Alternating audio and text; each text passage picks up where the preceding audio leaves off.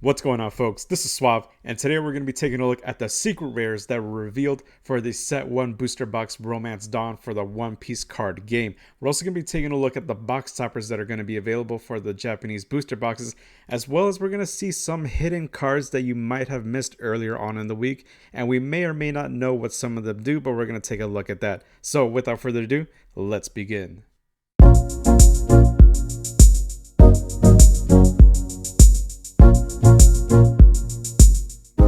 So earlier today, Bandai released another promotional video showcasing more of the cards. They have some other special cards in there as well. The starter decks, telling people more about the Set 1 Booster Box Romance Dawn, as well as revealing the 2 secret rare cards that are going to be in this first box set. And here is one of them. This is Shanks with 10,000 power. He has a 9 cost. He has the slash ability, or the slash trait I should say, and he is a red card, meaning he's going to be part of the red deck. He has 2 abilities. One is having rush, so he's going to be able to immediately attack the moment he gets on the field, and the other ability is while attacking, he's going to be able to ignore any 2,000 power or less blocker characters. This is actually really awesome because red kind of needed a really big body card like this in order to sustain themselves near the end game if they just can't make it that one extra turn to be able to kill them just yet. Because when you're facing up against decks like purple and blue, they're playing a much more controlled deck. They have bigger bodies than red. Red is more about sharing that attack power and being able to burst through early game as soon as possible. And Shanks kind of there to sort of even the playing field. And he's going to be really hard to kill with 10,000 power. He's going to be there to stay for a while. And he's there to really control the board and help give red the push that it needs near the late to end game.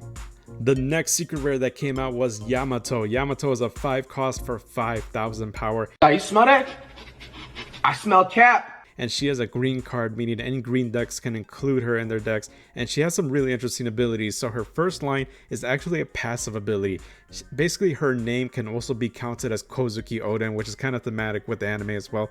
But what's really interesting is that I'm really curious to see what mechanical implications this has, what cards are going to be calling for Kozuki Oden, the character card that she'll be able to benefit from. The other 2 abilities, double strike, anytime she does damage to a hero or to a leader, she'll be able to take out 2 life, and banish, meaning those 2 life that she takes out will actually go straight to the trash instead of to the opponent's hand, which is a huge threat to anybody who's facing her. She has 5 cost, 5,000 power, meaning she's going to stay there for a while. There aren't really any abilities or not a lot of cards out there that can really KO her, meaning when you play her, chances are she's going to stay there until your next turn, and she's going to have a threatening swing if your player doesn't, or your opponent doesn't have any blockers or any good counters in their hand. And once again, a lot of the cards that we're seeing today have already been fan translated into English and uploaded into a database called One Piece Card Game Dev. Be sure to check out that website. I'm going to have a link down here below, and you can check them out and see what's going on over there. You can actually make your own profile, create your own decks. It's a really cool, fun website, so I really encourage you all to go check it out and support them.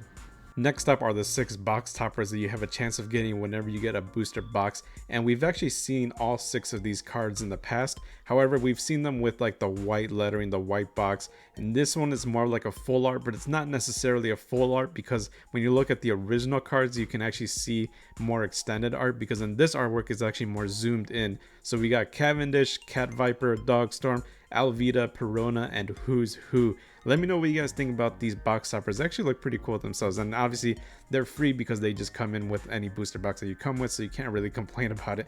But these are really cool. I'm really excited to see these box toppers and seeing how these cards look like in person. Now, the last thing I want to point out is this new social media banner by the One Piece card game by Bandai Namco.